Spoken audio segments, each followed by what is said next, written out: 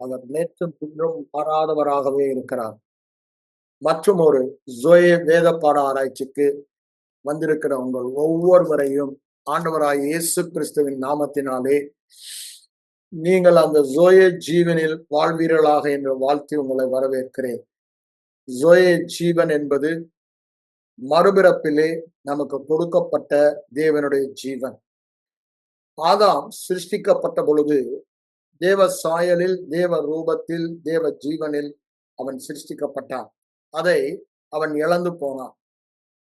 ஆனால் இழந்து போனான் என்று சொல்லும் பொழுது நான் எதை சொல்ல வருகிறேன்? ஆவிக்குரிய மரணம். அவன் ஆவியிலே மரித்தவனானான். அதை தடைப்பட்ட கனியை அவன் புசித்த நாளிலே அந்த பாவத்தினாலே ஆவியிலே தேவனை விட்டு பிரிக்கப்பட்டான். Separation from God. அததான் அங்க மரணம் என்று சொல்லுகிறான். இப்போ நமக்கு இப்ப என்ன வந்துருச்சு? அந்த மரணத்துக்கு பதிலாக ஜீவனை தந்து விட்டார். இயேசு மரணமாகி அவருடைய ஜீவனை நமக்கு தந்தார். எப்படி வியாதியாகி சுகத்தை தந்தார் என்று சொல்லுகிறோமோ, பாவமாகி நீதியாகி தந்தார்.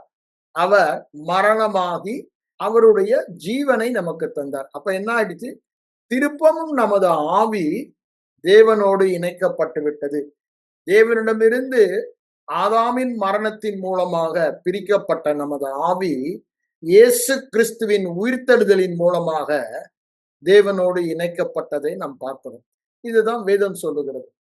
அது நம்ம தெளிவா நம்ம புரிந்து கொள்ளணும். அதாவது நாம் ஆவி, ஆத்துமா, சரீரத்தில் இருக்கிறோம். இந்த ஜீவனை பெற்றது நம்முடைய ஆவியிலே பெற்றோம். இந்த ஜீவனை பெற்றோம் என்றால் அந்த ஆவி மனிதன் இப்பொழுது தேவன் இருக்கிற வண்ணமாகவே இருக்கிறோம். எப்படி? சிலுவையில் பாவம் சுமத்தப்பட்ட தேவன் அல்ல, உயிரோடு எழுந்த தேவனின் சாயலில், கிறிஸ்துவின் சாயலில் நாம் இருக்கிறோம். ஆகவேதான் வேதம் தெளிவாக சொல்லுகிறது, இந்த புதிதான ஜீவனில் நாம் வாழ வேண்டும். பாருங்க, இந்த புதிதான ஜீவனை குறித்து அங்க யோவான்ல நம்ம ஏற்கனவே பார்த்தோம். திரும்பவும் அதை நான் உங்களுக்கு நினைப்பூட்ட விரும்புகிறேன். எல்லாம் போவோம்னா 4ஆம் அதிகாரத்தை மட்டும் 5ஆம் அதிகாரத்தை மட்டும் நம்ம பார்ப்போம். அங்க என்ன சொல்றார் பாருங்க. என் வசனத்தை கேட்டு என்னை அனுப்பினவரை விசுவாசிக்கிறவனுக்கு இந்த தேவனுடைய ஜீவன் உண்டு. நீங்களும் நானும் விசுவாசித்து மறுபடியும் பிறந்தவர்கள். ஆகவே நமக்கு இந்த ஜீவன் உண்டு. அவன் ஆக்கினை தீர்ப்பு இல்லை என்றார். என்ன ஆக்கினை தீர்ப்பு? ஆக்கினை தீர்ப்பு தான் மரணம். அப்படிதானே? பாவத்தின் ஆக்கினை தீர்ப்பு மரணம். பாவத்தின் சம்பளம் மரணம். அது இல்லை. ஆகவே அவன் மரணத்தை விட்டு நீங்கி ஜீவனுக்கு உட்பட்டு இருக்கிறான். ஆதாமின் பாவத்தின் மூலமாக மரணம் வந்தது. அப்படித்தானே சொல்றாரு. ரோமர் 5ஆம் அதிகாரம் 12ஆம் வசனத்தை நம்ம பார்த்தா அங்க அவர் அதை சொல்லுவதை நாம் பார்க்கலாம். ஒரு மனிதனுடைய மீறுதலினாலே பாவம் உலகத்தில் பிரவேசித்தது. அப்படிதானே? அப்போ ஒரு மனிதனுடைய கீழ்ப்படுதலினாலே நீதி பிரவேசித்தது. அங்க பாவம் பிரவேசித்தது போல மரணமும் அதோட சேர்ந்துதான் போகும். அதோடைய விளைவு, அதோடைய ஆக்கினை தீர்ப்பு சேர்ந்து போனது. இங்க நீதி வந்தபடினால அதனுடைய கனியாகிய என்னது? ஜீவன் வந்து விட்டது. ஜீவன் நமக்குள்ள, அதோடைய விளைவாகிய ஜீவன் நமக்குள்ள வந்து விட்டது.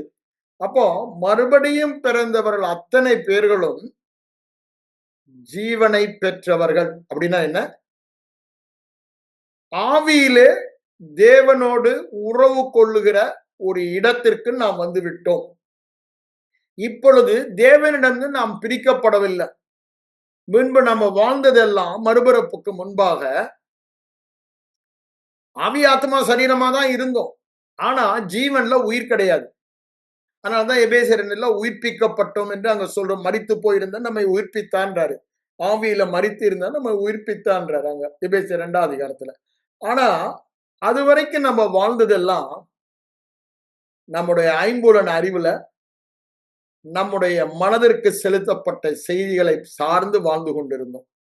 இப்பொழுது தேவனோடு உறவு கொள்ளுகிற ஆவி உயிர்ப்பிக்கப்பட்டு உறவு கொள்ளுகிற இடத்திற்கு அந்த ஜீவன் வந்து விட்டபடியால் அங்க இருந்துதான் நமக்கு சரியான செய்தி, இதெல்லாம் தவறான செய்தி நிறைய வருது ஐம்பொருளார்ல. அங்க சரியான செய்தி வருகிறபடினால் அந்த செய்தியை நம்முடைய மனதை மாற்றி அந்த மனநிலையின்படி நாம் வாழ்கிறோம். பழைய மனநிலை, நான் பாவம் செய்கிறபடினால் பாவி பாவி என்ற மனநிலையில் பாவமாக வாழ்ந்தோம். ஐம்புலனார் வந்தோம். அப்போ நமக்கு இந்த ஆவியில இப்போ ஆவியில உயிர்ப்பிக்கப்பட்டபடினால இந்த ஆவி மனிதன் அவர் இருக்கிற வண்ணமாகவே இருக்கிறான். அந்த மனிதனை பற்றிய பூரண அறிவு நமக்கு ஆவியிலிருந்து நாம் பெற்று நம் மனம் மாற்றப்பட்டு அதன்படி அவர் இருக்கிற வண்ணமாகவே அவருடைய ஜீவனில் நாம் இருக்கிறபடியால் அவ்வாறே வாழ்கிறோம். அதுதான் இங்க என்ன சொல்றாரு, ஆக்கினை தீர்ப்புக்கு உட்படாமல் மரணத்தை விட்டு நீங்கி, நல்லா புரிந்து கொள்ள வேண்டும். ஆக்கினை தீர்ப்பு மரணம், அதை விட்டு நீங்கி ஜீவனுக்கு உட்பட்டு இருக்கிறான். மரணம் என்று நான் சொல்லும் பொழுது பாவம், சாபம், பிசாசின் கிரியைகள் எல்லாமே, இருளின் கிரியைகள் எல்லாமே, அந்தகார கிரியைகள் எல்லாமே. அப்போ அது எந்த விதத்திலும் எந்த பகுதியிலும் நம்ம இருக்க உரிமை இல்லை. அவன் நமக்குள்ள கொண்டாடுறானா ஒரே காரணம் நம்முடைய அறியாமை தான். அறியாமைனால நம்ம அவனை அனுமதிக்கிறோம். அவனை அனுமதிப்பதும் அனுமதியாதிருப்பதும் நம்மை சார்ந்தது. வாயின் வார்த்தையினாலதான் அதை செய்யறோம். The law of sin and death was the old man. அந்த மரணத்தில் இருக்கும் பொழுது அந்த பிரமாணம் கிரியை செய்தது. இப்ப நான் இருக்கிறது ஆவியின் நீதியினால் வந்த ஜீவனின் பிரமாணம். அப்போ அந்த பழைய பிரமாணம் எனக்கு கிரியை செய்ய முடியாது. ஏன் செய்கிறது? என் மனம் இன்னும் மாற்றப்படவில்லை. இன்னும் பழைய மனநிலையிலே வாழ்ந்து கொண்டிருக்கிற. அதனாலதான் மனம் மாற்றப்பட வேண்டும் என்று சொல்றோம். அதை சொல்றேன். அதனாலதான் நான் என்ன சொல்றேன், மரணத்தை விட்டு ஜீவனுக்கு உட்பட்டு இருக்கிறான்னா பழைய தகப்பனுடைய அப்படிதானே அந்த டிஎன்ஏ எல்லாம் நமக்கு வந்துருச்சு. அப்படி வாழ்ந்து கொண்டிருந்தோம் பாவத்துல. அவன் பொய்க்கு பிதா, திருடன், கொல்ல, அழிக்கிறவன், நீங்க உங்க பிதாவை போல இருக்கீங்க, பிதாவின் சுபாவம் இருக்குதுன்னா சொல்றாரு ஆண்டவர் 8ஆம் அதிகாரத்துல யோவான்ல. அதுதான். அப்ப பாருங்க, இப்போ அங்க இல்ல. நம்ம முந்தி எப்படி இருந்தோம்னு பார்க்கணும்னா அந்த யோவான் 8ஆம் அதிகாரம், அதையும் உங்களுக்கு ஒரு செகண்ட் நான் வாசித்துறேன். 8ஆம் அதிகாரத்துக்கு வாங்க. அங்க என்ன சொல்றாரு பாருங்க, என் வசனத்தை நீங்க 43 கேட்க ஏன் வசனத்தை நீங்கள் ஏன் அறியாமல் இருக்கிறீர்கள், அதை கேட்க மனது இல்லை. இது ரொம்ப அழகா சொல்லுவாரு எரேமியா தீர்க்கன். எரேமியா 6ஆம் அதிகாரம் எடுத்து அதை நீங்க படிச்சு பாருங்க. அது போனா நேரம் ஆயிடானால அங்க போல. Please note it down and read it. அங்க கேட்க ஏன் மனது இல்லைன்றத அங்க அழகா சொல்லுவாரு. நீங்கள் உங்கள் பிதாவாகிய பிசாசானவனினால் உண்டானவர்கள், you are born of Satan சொல்றாருங்க. ஆதாமுக்குள் பிறந்த பொழுது, அதாவது மாம்சத்திலே நாம் பிறக்கும் பொழுது ஆதாமுக்குள்ள பிறக்கிறோம். அப்ப எப்படி பிறக்கிறோமா? சாத்தானுக்குள் பிறக்கிறோம். அதனாலதான் மரணம் நம்மை ஆட்கொள்ளுகிறது என்று சொல்லுகிறார். உங்கள் பிதாவினுடைய இச்சையின்படி செய்ய மனதிய, அது சாத்தானுடைய சுபாவம். எங்க அப்பா பழைய அப்பாவுடைய சுபாவம், புதிய அப்பாவை நான் சொல்ல வரல. பழைய ஃபாதர் இஸ் சேட்டன்றாரு, உங்கள் பிதான்றாரு. செய்கிறீர்கள். அவன் சுபாவம் என்னவென்றால் அவன் கொலைபாதகன். அவன் சத்தியத்தில் இருக்கவே மாட்டான். அவன் பொய்க்கு பிதா. ஆகவேதான் நீங்க என்ன கொலை செய்ய பாக்குறீங்கன்னு சொல்றாரு. அதை சொல்லிட்டு அவர் சொல்லுறாரு, அவனுக்கு பிறந்தபடினால சத்தியத்தை சொன்னா அது நீங்க ஏற்றுக்கொள்ள மாட்டீங்க. பொய் தான் உங்களுக்கு சத்தியமா தெரியும். ஏன்? அவனுக்கு பிறந்தவங்க அப்படின்னு சொல்லி அந்த it is in your blood itself, in your DNA itself என்று சொல்லுகிறார். ஆகவே நீங்கள் விசுவாசிக்கிறது இல்லை. அதை சொல்லிட்டு தான் சொல்றாரு, என்னிடத்தில் பாவம் உண்டு என்று உங்களில் யாரும் சொல்ல. அது ரொம்ப பியூட்டிஃபுல் வசனம். ஆனா நான் சத்தியத்தை சொல்றேன், ஆனா நீங்க விசுவாசிக்கிறது இல்லை. ஒரே காரணம், நீங்கள் தேவனால் உண்டாகவில்லை, பிசாசினால் பிறந்தவர்கள் என்று சொல்ல. பாருங்க, ரொம்ப தெளிவா சொல்லுகிறாரு. நாம் மறுபடியும் பிறப்பதற்கு முன்பு ஆதாமுக்குள் சரீரத்தில் பிறந்தபடியினாலே, பிசாசானவன் தகப்பனாய் இருந்தபடியினாலே, அவனால் பிறந்தபடியினாலே, அவனுடைய காரியத்தின்படி நாம் அந்த பழைய மனிதன் அவ்வாறு வாழ்ந்து கொண்டுதான். பழைய மனிதன் என்பவன் சாத்தானோடு இணைக்கப்பட்டிருந்தவன். ஆதாமுக்குள் என்பது அதை நம்ம நல்லா புரிந்து கொள்ளணும். அததான் அங்க அவர் சொல்றதை நம்ம பார்க்கிறோம். அதனாலதான் நமக்கு ஆக்கனை தீர்ப்பு, தண்டனை ஆகிய மரணம் வந்தது என்று அவர் சொல்லுகிறார். இரண்டாம் மரணத்தை அவர் சொல்லவில்லை. அது ஃபைனல் ரிசல்ட். இது இப்பொழுது நமக்கு காணப்படுகிற மரணத்தின் கிரியைகளை சொல்லுகிறார். அடுத்தது என்ன சொல்றார் பாருங்க. மரித்தோர் தேவனுடைய சத்தத்தை கேட்கும். யாரு? ஆவியில மரித்தவர்கள், பிசாசினால் பிறந்தவர்கள் கேட்கிற காலம் வந்துருச்சு. ஏன் மனுஷகுமாரன் வந்துட்டாரு என்று மெய்யாகவே உங்களுக்கு சொல்லுகிறேன். ஆகவே தேவனுடைய திட்டத்தை அவர் சிலுவையிலே நிறைவேற்றி உயிரோடு எழுந்து விட்டார்.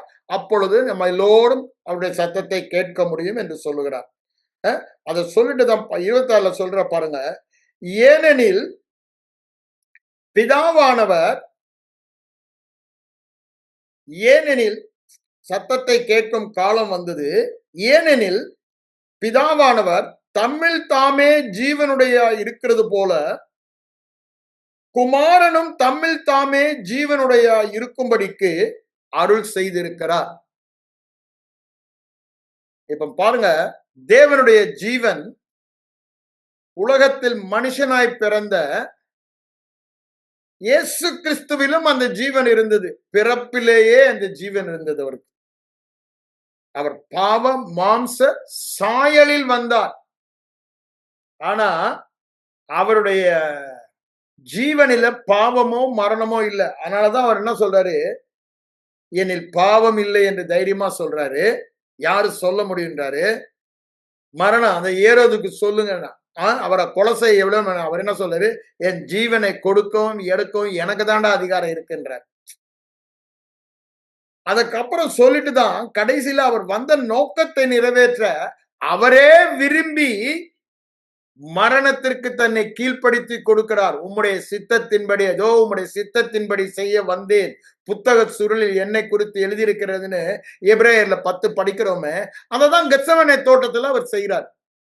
அதை எடுத்துட்டு தான் நம்ம ஆளுங்கெல்லாம் தேவ சித்தத்தின்படி ஜெபிக்கிறோம்ன்றாங்க. ஐயா, தேவ சித்தம் அவரை பொறுத்து எழுதப்பட்டது.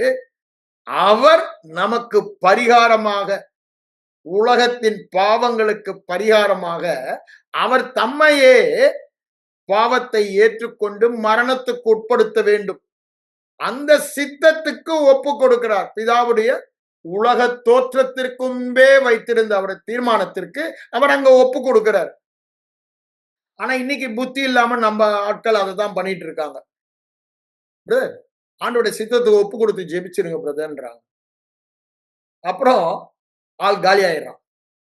செத்த பிறகு என்ன சொல்றாங்க பாத்தீங்களா? நான் சொன்னேன்ல, ஆண்டோடைய சித்தம் பிரதர். அது ஐயா, வியாதியில சாவது பிசாசின் சித்தம். அதை இருதயத்துல கொஞ்சம் ஆழமா வைங்க.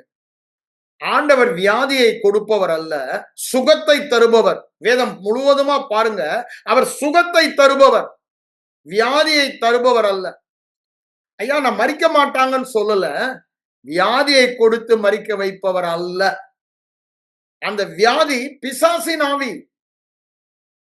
ஆகவே அப்போ அந்த பிசாசின் ஆவியின் சித்தத்துக்கு ஒப்பு கொடுக்க சொல்றாங்க. இதெல்லாம் கொஞ்சம் கேர்ஃபுல்லா நம்ம புரிஞ்சு, அதனாலதான் நான் அதை அழுத்தி உங்களுக்கு சொல்றேன்.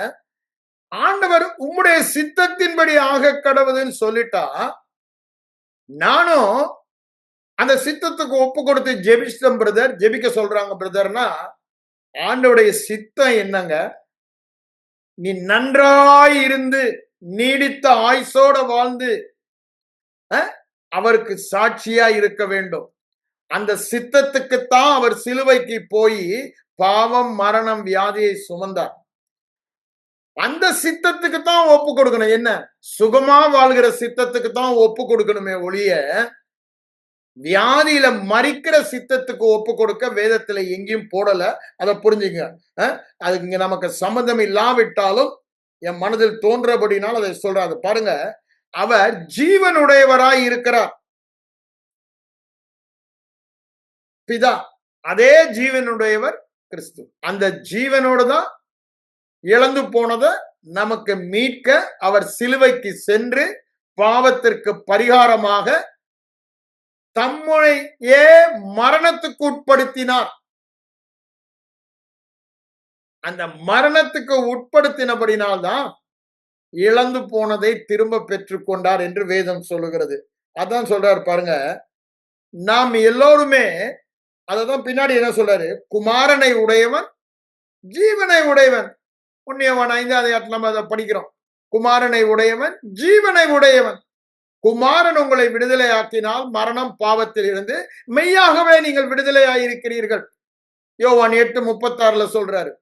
அப்ப அங்க அதான் சொல்றாரு 8:32 இந்த சத்தியத்தை நீங்கள் அறிந்தால் சத்தியம் உங்களை விடுதலையாக்கும் என்று சொல்லுகிறார். இதை நன்றாக நாம் தெரிந்து கொள்ள வேண்டும். எதிலிருந்து விடுதலையாக்கும்? மரணத்தில் இருந்து. மரணம் என்று சொல்லும் பொழுது பாவம், சாபம், வியாதி, அப்படிதானே? அந்த மரணத்தின் கிரியைகளில் இருந்து நம்மை விடுதலையாக்குகிறார். எப்படி? ஜீவனை கொடுத்து நம்மை விடுதலையாக்குகிறார். அப்போ ஜீவனை பெற்றவன் அப்படின்னா என்ன அர்த்தம்? விடுதலையாக்கப்பட்டவன். ஜீவனை பெற்றவன், குமாரனுடைய ஜீவனை பெற்றவன், அந்த ஜீவனின் பெற்றபடினாலே அந்த பழைய எல்லையில் இருந்து விடுதலையாக்கப்பட்டவன். அததான் நம்ம தெளிவாக போன வாரம் பார்த்தோம். எங்க பார்த்தோம்னா ரோமர் அதிகாரத்துல பார்க்கிறோம். 6ஆம் அதிகாரத்துல அங்க என்ன சொல்றாரு பாருங்க. முதல் 5ல இருந்து நான் நினைக்கிறேன் 20, 21 சொல்லிடுறாரு.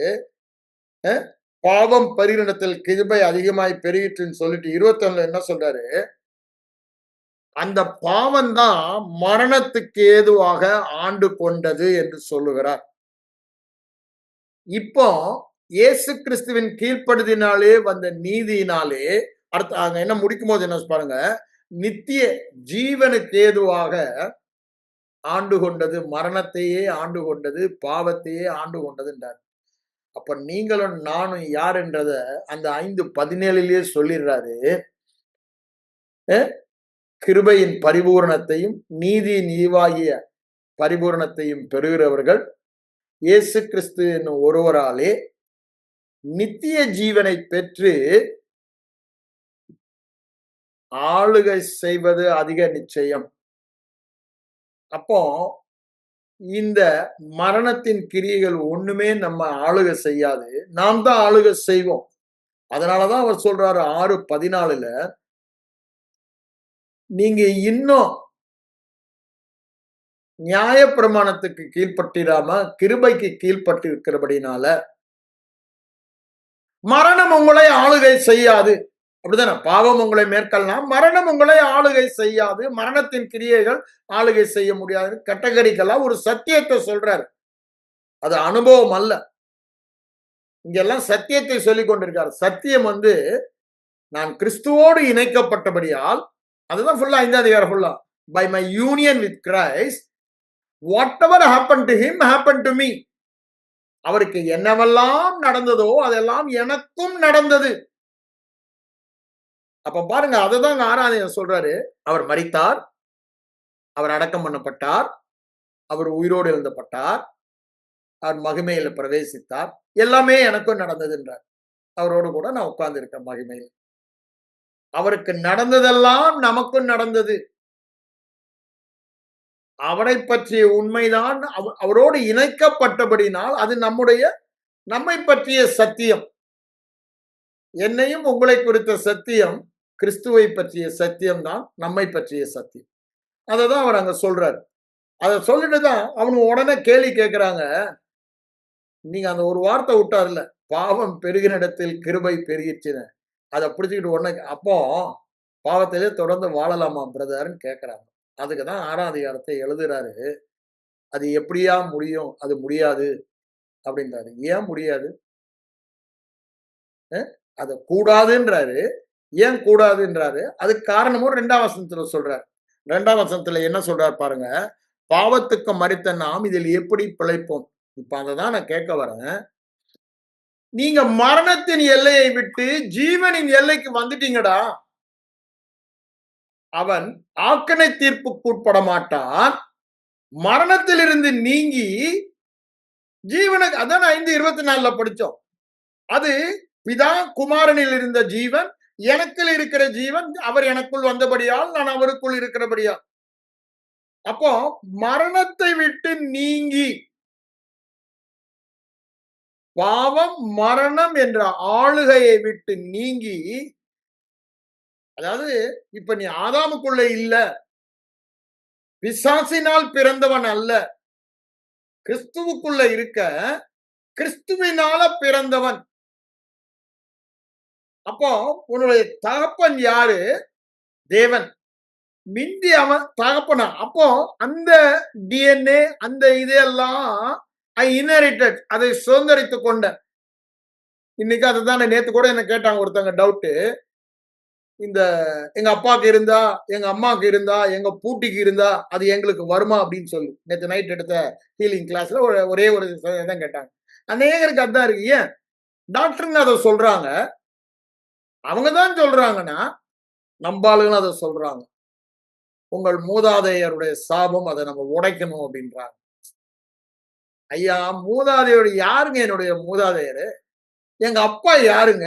நான் எங்க அப்பா சரீர பிரகமா உலகத்துல பிறந்த அப்பாவா இப்ப என்னுடைய அப்பா? அவருடைய ஜீவனா எனக்கு இப்போ. அப்போ அந்த ஜீவனில பிறந்தேன். இப்போ நான் பிறந்தது கிறிஸ்துவின் ஜீவன். கிறிஸ்துவின் உரியதெல்லாம் நான் சுதந்திரித்துக் கொண்டேன். அந்த டிஎன்ஏ தான் எனக்குள்ள இருக்கு. அதனாலதான் சொல்றேன், அது நம்மள, அது சாபத்திலிருந்து மீட்டு கொண்டார்ன்றாரு. அது சத்தியம். ஆனா அதற்கு மேலான சத்தியம், நான் மரணத்தை விட்டு நீங்கி ஜீவனுக்கு உட்பட்டிருக்கிறேன். அந்த மரணம் என்ற பிதாவில இல்ல, இப்போ ஜீவன் என்ற பிதாவுக்குள்ள இருக்க. அவரால பிறப்பிக்கப்பட்டவன். அங்க அவரால பிறப்பிக்கப்பட்டபடினால அந்த வாழ்க்கை வாழ்ந்தேன். இப்போ இவரால பிறப்பிக்கப்பட்டபடினால இந்த ஜீவனின் வாழ்க்கை தான் வாழுவேன். அததான் சொல்றாரு. அதை திருப்பியும் 1 யோவான்லயும் சொல்வதை பார்க்கலாம். மரணத்தை விட்டு நீங்கி ஜீவனுக்கு உட்பட்டு இருப்பான்னு சொல்றாரா பாருங்க. அங்க என்ன சொல்றாரு பாருங்க. ஜீவனுக்கு உட்பட்டு இருக்கிறான். Already it is a done deal. அதுதான் நமக்கு புரிந்து கொள்ள வேண்டிய ஒரே ஒரு காரியம். இவைகள் எல்லாம் ஆவி மண்டலத்தில் நடந்து முடிந்த சத்தியம். நான் போன வாரம் சொன்னேன், இங்க ஃபுல்லாவே நாம் எல்லோரும் நாம் நாம் நாம் வரனால இது எல்லாரையும் குறித்து குறிக்குதுன்னா, எல்லாருடைய அனுபவம் ஒரே மாதிரி இருக்காது, வித்தியாசமா இருக்கும். அப்போ ஒன்னே தான் நம்ம, அது சத்தியம். அப்ப அதுனா என்ன அர்த்தம்? அது கிருபை. இந்த எல்லாரும் எல்லாம் அப்படின்னு வரும்பொழுதெல்லாம் அதை நல்லா புரிஞ்சுக்கலாம். எவனாகிலும்னா அது கிருபை, அது சத்தியம். அப்படிதானே? எந்த வியாதியா இருந்தாலும் அது கிருபை, அது சத்தியம். எல்லாமே நம்ம புரிந்து கொள்ள மாட்டோம். ஆனா அது தனிப்பட்ட நபரை குறித்து சொல்லும் பொழுது அது அவனுடைய கிரியை பொறுத்து இருக்கிறபடினால அது கிருபை கிடையாது. ஆனா ஒண்ணு நல்லா புரிஞ்சுக்கணும். வேதம் சொல்லுகிறபடி அது கிருபையா இருக்கிறபடினால் விசுவாசத்தினால் நான் பெற்றுக்கொள்வது, அனுபவிப்பது நிச்சயம். கிருபையா இருந்துச்சுன்னா இது கிருபை தானே, நித்திய ஜீவன் கிருபை தானே. அப்போ அந்த ஜீவனில் வாழ்வது நிச்சயம் தானே. தேவையெல்லாம் நடுவுல என்ன? விசுவாசம் ஒண்ணுதான். விசுவாசம் இருந்தா இது இலவசம். நான் ஜீவன் என்று சொல்லும் பொழுது தேவனுடைய சுபாவம், அப்படிதானே? தேவனுக்குரியது எல்லாமே அந்த ஜீவனுக்குள்ளதான் இருக்கு. அப்ப தேவனுக்குரிய எல்லாவற்றிலும் நாம் வாழ்வது நிச்சயம். எப்படி? விசுவாசத்தினால. வேற எதுவுமே கண்டிஷனே இல்லை. அததான் சொல்றாரு. இப்போ அததான் இங்க எக்ஸ்பேண்ட் பண்ணி இந்த 6ஆம் அதிகாரத்துல அவர் சொல்வதை பார்க்கிறோம். அங்க கலாத்தியர் 2ஆம் அதிகாரம் 20லயே சொல்லிடுறாரு, நான் அல்ல சிலுவையில் மரித்தேன், இப்பொழுது அவர்தான். அதேதான் இங்க இந்த 6ஆம் அதிகாரத்தை சாராம்சத்தை தான் அவர் அங்க சொல்றாரு. அப்போ இங்க பாருங்க என்ன சொல்றாரு பாருங்க. பாவத்துக்கு அப்போ கிறிஸ்துவோடு நான் இணைக்கப்பட்டபடியால் என் ஆவி மனிதன் இனி அந்த எல்லையிலேயே இல்ல, அந்த உறவிலேயே இல்ல. சொல்ல போனா பாவத்தோடு உள்ள உறவு அங்க அந்த அப்பனுக்கு பிறந்த நாள் இருந்தது. இப்ப அந்த அப்பனுக்கு பிறந்த மறித்துட்டேன். என்ன அங்க காலி பண்ணிட்டு தான் இங்க புதுசா பிறக்க வச்சாரு. அததான் இங்க சொல்றாரு. அந்த எல்லைக்கே நான் மரித்தவன், அந்த உறவுக்கு நான் மரித்தவன், அந்த அப்பாவுடைய உறவுக்கு நான் மரித்தவன், அந்த அப்பாவுடைய சுபாவத்திற்கு நான் மரித்தவன். எப்போ? இயேசு சிலுவையில. அதுதான் ஞான ஸ்நானத்தினாலே அவர் தனிகள அவரோடு கூட அவர் எப்படி அவர் மரிக்க முடியாது. அவர் ஜீவன உடையவர். ஆனா என் பாவம் செய்ய முடியல, செய்ய முடியாது அவரால. ஆனா என் பாவத்தை அவர் ஏற்றுக்கொண்டார், விரும்பி ஏற்றுக்கொண்டார். எதற்கு? அதை சுமந்து தீர்க்கும்படி. இதோ உலகத்தின் பாவத்தை சுமந்து தீர்க்கும் தேவ ஆட்டுக்குட்டி. அதற்குத்தான் அவர் வந்தாரு. அந்த பாவத்தை அதுதான் சொல்றாரு 1 யோவான் 3:5 சொல்லுவார். நமது பாவத்தை சுமந்து தீர்க்கவே அவர் வெளிப்பட்டார். அவர் வந்த நோக்கமே அதுதான். அப்ப பாருங்க, அந்த பாவத்தை அவர் ஏற்றுக்கொண்டபடினால மரணத்துக்கு உட்படுத்தப்பட்டார். அதன் மூலமாக மரணத்தையே பரிகரித்தான்றாரு. நீங்க பாருங்க, எபிரேயருக்கு வாங்க, 2ஆம் அதிகாரத்துல அதை தெளிவாய் சொல்லுவார். எபிரேயர் 2ஆம் அதிகாரத்துல 10ல இருந்து நான் வாசிக்க விரும்புகிறேன். 14ல தான் அதை சொல்றாரு. ஆனா 10ல இருந்தே நம்ம அதை வாசித்தா நல்லா இருக்கும். என்ன சொல்றாரு பாருங்க. 9ல இருந்து வாசிக்கிறேன். தேவனுடைய கிருபையினால், அது கூட சொல்றாரு பாருங்க. அவர் இத செய்ததெல்லாம் தேவ கிருபையினாலதான் செய்தார்களோ, அவரால செய்ய முடியாது. அப்ப என்ன? தேவனே அவருக்கு எல்லாம் ஆவியானவர், கிருபையின் ஆவியானவர் அதை செய்தார் என்று சொல்லுகிறார். ஒவ்வொருவருக்காகவும் மரணத்தை ருசி பார்க்கும்படி. எப்படி அவர் மரணத்தை ருசி பார்க்க முடியும்? ஜீவனை விட்டு நீங்கி மரணத்தை விட்டு நீங்கி ஜீவனுக்குள் இருப்பவர் அவர். ஏன்னா பிறப்பிலேயே அவருக்கு மரணம் கிடையாது. ஏன்? அவர் ஜீவனோடு பிறந்தார். பாவம் கிடையாது. நம்ம எல்லாம் பாவத்துல பிறந்தோம், மரணத்துல பிறந்தோம். அவருக்கு கிடையாது. ஆனா அவர் இங்க என்ன சொல்றார் பாருங்க. ஒவ்வொருவருக்காகவும், உலகத்தில் பிறந்த அனைவருக்காகவும், அப்படின்னா அது ஒரு கிருபையை குறித்த சத்தியம். மரணத்தை ருசி பார்க்கும்படி தேவதூதரிலும் இங்க அதை மாற்றி போட்டிருக்காங்க. தேவனிலும் சற்று சிறியவர் ஆக்கும்படி இயேசு மனிதனானார். தேவனுக்கு அடுத்த கேடரே மனுஷன்தான், அப்புறம் தான் தேவதூதர் அந்த ஹைரார்கியில. ஆகவே அவர் மனிதனுக்கு உதவி செய்ய, எல்லாவற்றிலும் அவனுக்கு உதவி செய்ய மனித சாயலானார். அந்த மனித சரீரத்தை எடுத்துக்கொண்டார். இயேசு மரணத்தை உத்தரித்ததின் நிமித்தமும் மகிமையினாலும் கனத்தினாலும் முடிசூட்டப்பட்டார். என்ன மகிமை, என்ன கனம்? உயிரோடு எழுந்த முதற் பேரானவரை குறித்து இங்கு சொல்லிக் கொண்டு வருகிறார். அப்படிதானே? அவர் உயிர்த்தெழுதல் முதற் பேரானவர். ஆகவே சகல இந்த புது சிருஷ்டியில் அவர்தான் முதல்ல. சகலமும் அவரு கீழே இருக்குது. அதை சொல்லும் போதுதான் இதை சொல்றாரு. ஆவி மண்டலத்துல என்ன நடந்ததை புரிஞ்சுக்கிட்டீங்கன்னா, சகலமும் அவருடைய பாதம் கீழ் இருக்க மாதிரி ஓம் பாதங்கள் இருக்கிறதும் புரியும். அப்படின்னு சொல்லிட்டு தான், அதை புரிய வைக்கதான் சொல்லிட்டு இதை வராரு. 10ஆம் வசனம் பாருங்க. தமக்காகவும் தம்மாலேயும் சகலவற்றையும் உண்டாக்கினவர் அநேகம் பிள்ளைகளை மகிமையில் கொண்டு வந்து சேர்க்கையில் அவர்கள் ரட்சிப்பின் அதிபதியை சிலுவை மரணம் உயிர்த்தெழுதல் மூலமாக அவர் பூரணப்படுத்தினார் என்று சொல்லுகிறார். நல்லா யோசித்து பாருங்க. எங்க கொண்டு வந்து நம்மளை சேர்த்துட்டாரா? மகிமையில் கொண்டு வந்து சேர்க்கையில். அப்ப அவருடைய பர்பஸே வந்து இந்த மகிமையில நம்ம பங்கு பெறணும், மகிமைக்கு உட்படணும். வேதம் என்ன சொல்லுது? ஆதாமுக்குள் பிறந்தபடியால், பிசாசு தகப்பனாய் இருந்தபடியால், எல்லோரும் பாவம் செய்து அந்த மகிமையை இழந்து போனார்கள். அப்படித்தானே சொல்றாரு. ரோமர் 3:23 சொல்றார். அப்போ உலகத்தில் பிறந்த மனிதன் எல்லாம் மகிமையை இழந்தவன். மகிமை என்று சொல்லும் பொழுது தேவனுடைய சாயல், ஜீவனின் சாயல். ஆனா இப்போ அந்த ஜீவனின் சாயலில், மகிமையின் சாயலில் நம்மை கொண்டு வந்து சேர்த்தாரு. எப்படி? அவருடைய மரணம் உயிர்த்தெழுதல் மூலமாக. மகிமையின் சாயல் என்பது உயிர்த்தெழுதலின் சாயல்.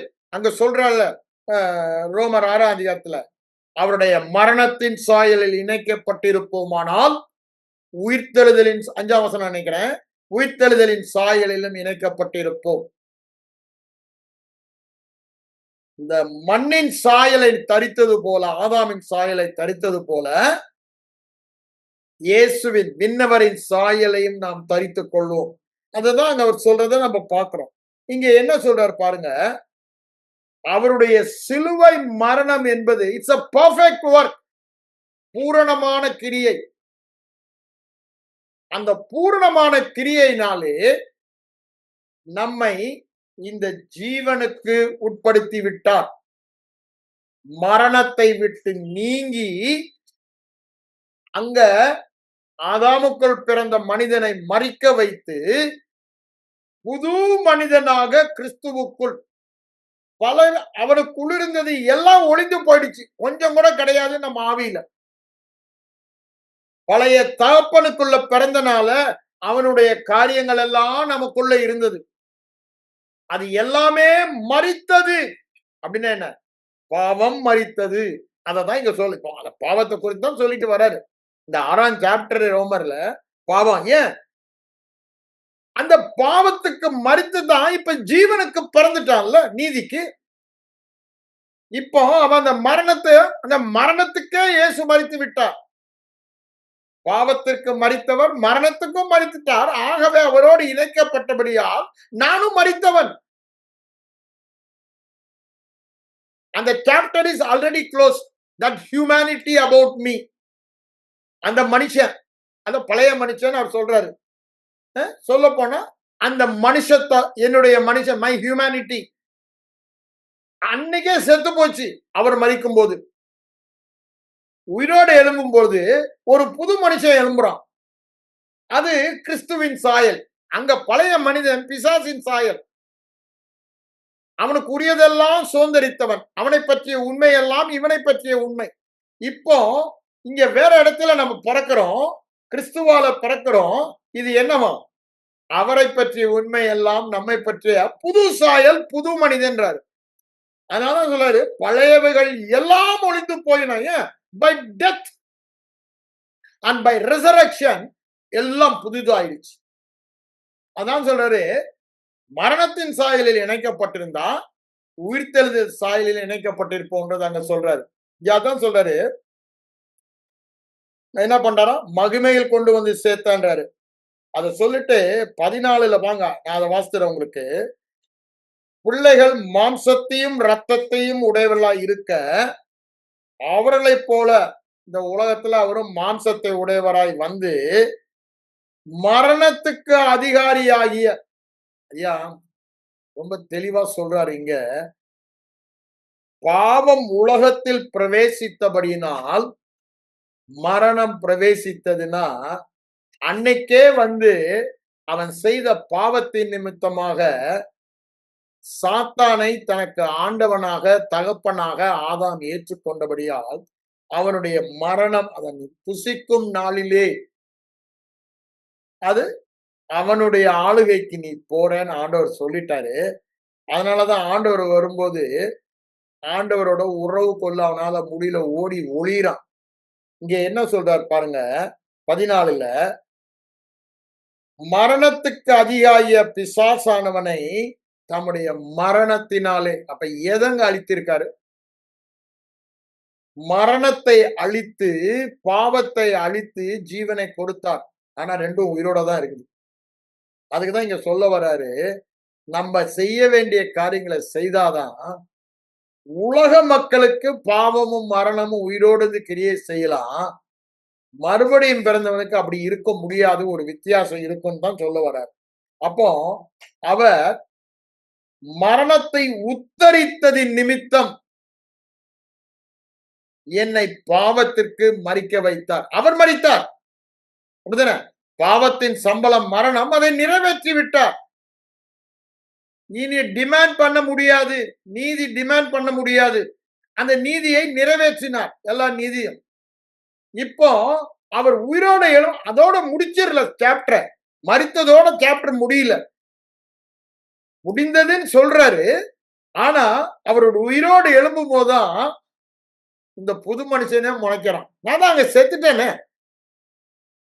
மை ஹோல் ஹியூமனிட்டி, மனிதத்துவம் அங்க மரித்தது. இப்போ புதிய மனிதத்துவம் தேவனோடு இணைக்கப்பட்டு தேவத்துவத்தோடு, தேவத்துவத்தின் பரிபூரணத்தோடு உயிரோடு எழும்பிடுச்சுன்றார். அததான் இந்த சாப்டர்ல அப்படியே சொல்லிட்டு போறாரு.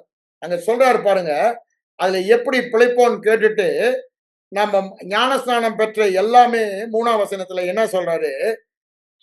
அவருடைய மரணத்திலே நாமும் இணைக்கப்பட்டோம். அது தெரியாதா? அந்த பழைய மனிதனை குறித்த காரியத்துக்கு நாம் மரித்தவர்கள் என்று உங்களுக்கு தெரியாதா அப்படின்னு சொல்லிட்டு அறியாமல் இருக்க, அதுதான் அறிவதான் முக்கியம். அதை சொல்லிட்டு தான் சொல்றாரு, அவர் எழுப்பப்பட்டது போல, அவர் எழுப்பப்பட்டது போல, அதான் போல, எழுப்பப்பட்டது போல நாமும். அவருக்கு என்ன நடந்துச்சு அது நமக்கு நடந்துச்சு. அவர் எப்படி எழுந்தாரு? பாவத்தின் சம்பளமாகிய மரணத்திற்கு முழு தண்டனையும் செலுத்திட்டேன், இனி தண்டனை செலுத்த ஒண்ணுமே இல்ல, ஆக்கினை தீர்ப்பே இல்லை அப்படின்னு என்ன? இந்த மரணமே இல்லை, அந்த மரணத்தின் எல்லையிலே, பாவத்தின் எல்லையிலே நீ இல்ல. அதுல இருந்து உன்னை விடுதலை ஆக்கி புது மனிதனாக பிறக்க வைத்ததன் மூலமாக புது எல்லைக்குள்ள உன்னை கொண்டு வந்துட்டேன். அப்படித்தானே அங்க சொல்றாரு, கொலைசர் 1:13 சொல்றாருல்ல, இருளின் அதிகாரத்தில் இருந்து விடுதலையாக்கி எப்படி பண்ணாரு? நம்முடைய மரணத்தின் மூலமாக. அதுதான் இங்க சொல்றாரு, மரண உயிர்த்தெழுதல் மூலமாக. அப்போ நான் புது எல்லைக்கு கொண்டு வந்துட்டேன்றாரு. அதுதான் இங்க என்ன சொல்றாரு? அது போல நாமும், இயேசுவுக்கு என்ன நடந்ததோ, அவர் மரித்தார், உயிரோடு எழுந்தார், அதே மாதிரி நீங்களும் நானும் உயிரோடு எழுந்துட்டோம். எதற்கு? எதற்கு? இந்த புதிதான ஜீவன் உள்ளவர்களாய். ஐயா, மரணத்தில் இருக்க வரைக்கும் ரொம்ப ஆசையா அந்த பாவத்தெல்லாம் அந்த எல்லையில, பிசாசின் எல்லையில செஞ்சீங்க. இப்ப ஜீவனின் எல்லைக்கு வந்துட்டீங்க, நீதியின் எல்லைக்கு வந்துட்டீங்க. அப்போ அதுக்கு அடிமைத்தனம், உங்களுக்கு ஸ்கோப்பே இல்லை, அப்படிதான் வாழணும். இப்ப அப்படி இல்லை, நீங்க அந்த அடிமைத்தனத்துல இல்ல, விடுதலையாக்கப்பட்டுட்டீங்க. அப்போ உங்களுக்கு ஒரு சுயாதீனம் கொடுக்கப்பட்டிருக்கிறது. அந்த சுயாதீனத்தின்படி புதிதான ஜீவனின் தெரிந்து கொண்டு நீங்க வாழ முடியும். அந்த புதிதான ஜீவன் என்னன்றத அறிந்து எண்ணிக்கொண்டு ஒப்பு கொடுத்து வாழ முடியும் சொல்றாரு. அதுதான் இங்க என்ன சொல்றாரு? புதிதான ஜீவன் உள்ளவர்களாய், ஜோயே ஜீவன், தேவனுடைய ஜீவன் உள்ளவர்களாய் அந்த எல்லைக்கே வந்துட்டோம், அதை பெற்றுவிட்டோம். அத மாதிரி நாம் நடந்து கொள்ள வேண்டும் என்பதுதான் ஞானஸ்நானம் நமக்கு ஒப்பனையாக காண்பிக்கிறதுன்னு சொல்லிட்டு 5ஆம் வசனத்துல சொல்றாரு பாருங்க, மரணத்திலும் இணைக்கப்பட்டுட்டோம், உயிர்த்தெழுதலிலும் இணைக்கப்பட்டுட்டோம். அந்த எல்லைக்கு ஒரு புல் ஸ்டாப் வைக்கிறதுக்கு என்னுடைய பழைய மனுஷன் மரித்துட்டான், ஜீவனில வாழும்படிக்கு, பாவம் செய்யாம வியாதிப்படாம வாழ்வதற்கு புது சாயலிலும் உயிர்த்தெழுதல் சாயலிலும் இணைக்கப்பட்டுட்டோம்னு சொல்லிட்டு தான் அடுத்த 2 வசனங்களை பார்த்தீங்கன்னா 5ம் 6ம் அந்த 5ல் உள்ள முதல் பாட் மரணத்தை குறித்து சொல்லுகிறார். அதுக்கப்புறம் 7, 8, 9 உயிர்த்தெழுதலை பத்தி கூட அந்த 5:6 என்ன சொல்றாரு பாருங்க, 6:7 என்ன சொல்றாரு பாருங்க. நாம் இனி பாவத்துக்கு ஊழியம் செய்யாதபடி பழைய எஜமான், பாவம் பிசாசு, அவனுக்கு ஊழியம் செய்யாதபடி, பாவம் செய்கிறவன் அவருக்கு அடிமையா இருக்கிறான். அவனுக்கு ஊழியம் செய்கிறான் அடிமையா இருந்து. அதுதான் வேதம் சொல்லுகிறது. அது என்ன சொல்றாருங்க, பாவத்துக்கு ஊழியம் செய்யாதபடிக்கு பாவ சரீரம் ஒளிந்து போகும் பொருட்டு. ஐயா, சரீரம் ஒளிந்து போகல, சரீரத்துல பாவம் இருக்கத்தான் செய்கிறது. சரீரம் மறிக்கல, நான் என் மனிதன், அதான என்னுடைய ஆள் தத்துவம், பழைய மனிதன், my humanity, old man, he is dead. அததான் சொல்றாரு அவர்.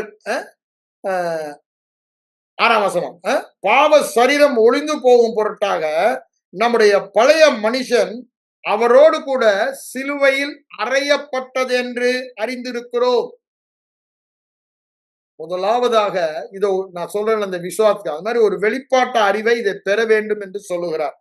அதை 7 சேர்த்து, அது 2 சேர்ந்து அதை சொல்றனால, இப்படி மரித்தவன் பாவத்துக்கு நீங்கி அதன் ஆளுகையில் இருந்து விடுதலையாக்கப்பட்டிருக்கிறான். அதன் அதிகாரத்தில் இருந்து விடுதலையாக்கப்பட்டிருக்கிறான். இருளின் அதிகாரத்தில் இருந்து, மரணத்தின் அதிகாரத்தில் இருந்து, பாவத்தின் அதிகாரத்தில் இருந்து, பிசாசின் அதிகாரத்தில் இருந்து, ஆளுகையில் இருந்து, அந்த உறவில் இருந்து விடுதலையாக்கப்பட்டிருக்கிறான். இதுதான் முதல் சத்தியம் சொல்றார். ஏன் இயேசு மரித்தவர்? இதே தான் எபிரேயர்லையும் சொல்லுவார். எபிரேயருக்கு வாங்க.